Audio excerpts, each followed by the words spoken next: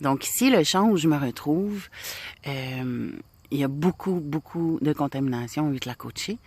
Partout où on regarde, on va en voir.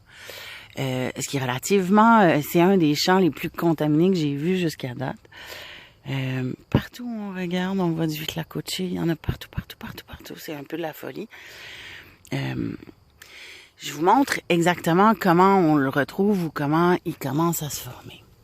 Donc, ce qui se passe, ici, j'ai un super beau spécimen qui est relativement jeune de huitlacoche. En fait, ce qui se passe, c'est que le champignon prend tout ce qui est le sucre et l'eau du grain de maïs et va grossir à partir de ça. Donc, ça pousse sur le maïs, sur le coton, si on peut. Et il faut faire attention, tu sais, j'ai pas toujours les bons termes, je l'explique à ma façon. Je le vulgarise de la façon que moi je le comprends.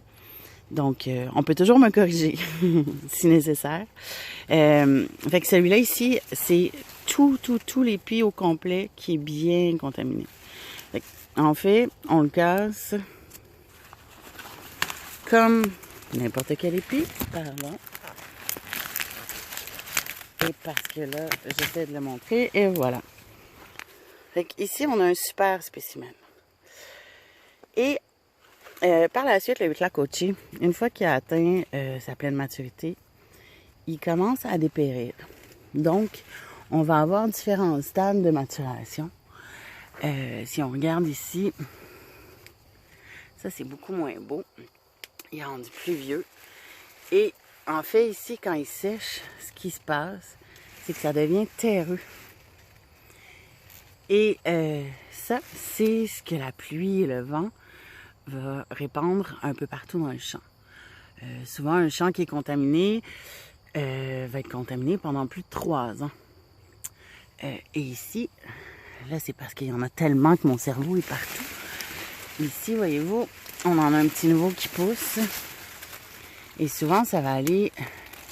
Le coton n'a même pas le temps de pousser que le champignon va prendre toute la place. Et c'est chaque petit grain de maïs qui devient un champignon. En fait, on dit champignon, sa texture n'est pas du tout comme le champignon. C'est semi-ferme, à la limite ferme. Ça n'a pas du tout le goût d'un champignon. Ce que j'entends souvent quand je demande aux gens s'ils veulent goûter, c'est « ben j'aime pas les champignons ». En fait, le huitlacoche, ça goûte vraiment comme le maïs, un épi, un grain de maïs sucré. Et la texture, on peut voir ici, ça craque. Celui-là, il est relativement jeune. La texture, elle est ferme. Donc, c'est pas comme un champignon. Je sais pas trop à défaut d'avoir les bons mots. Et là, je vais essayer. Et voilà. À l'intérieur, c'est noir. Donc, quand on le fait cuire, ça va devenir tout noir. Et c'est vraiment... Moi, je trouve ça délicieux, là. Mais je tenais et je trouvais ça important de bien l'expliquer puis de bien le vulgariser.